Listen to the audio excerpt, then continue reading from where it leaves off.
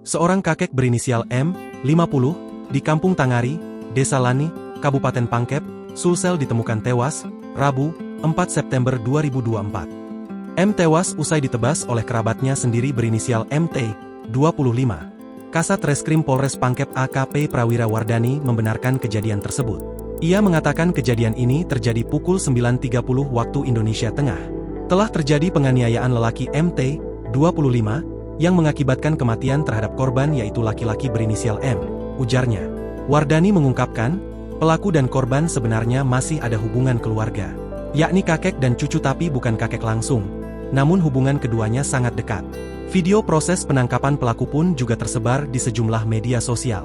Pasalnya, warga bersama polisi sempat kewalahan saat mengamankan pelaku yang mengamuk dan menghunuskan sajamnya ke arah warga. Polisi pun membutuhkan waktu 2 jam untuk mengamankan pelaku. Pelaku memegang sajam yang digunakan untuk menebas korban waktu hendak diamankan. Dia mengamuk sampai akhirnya pelaku menyerahkan diri setelah dibujuk petugas, katanya. AKP Prawira mengatakan saat ini pelaku bersama barang bukti sudah diamankan ke Mapolres Pangkep untuk diperiksa. Ia mengatakan, pihaknya masih mendalami motif pelaku membunuh korban. Sementara itu, diketahui kejadian itu berawal ketika korban M sedang duduk di teras rumah pelaku. Saat itu tiba-tiba pelaku keluar dari dalam rumah dan langsung mengejar korban. Korban sempat berusaha berlari menyelamatkan diri. Namun pelaku lebih cepat dan langsung mengayunkan sajam ke korban. Korban ini sempat duduk depan rumah pelaku. Tiba-tiba pelaku keluar dan mengejar pakai sajam.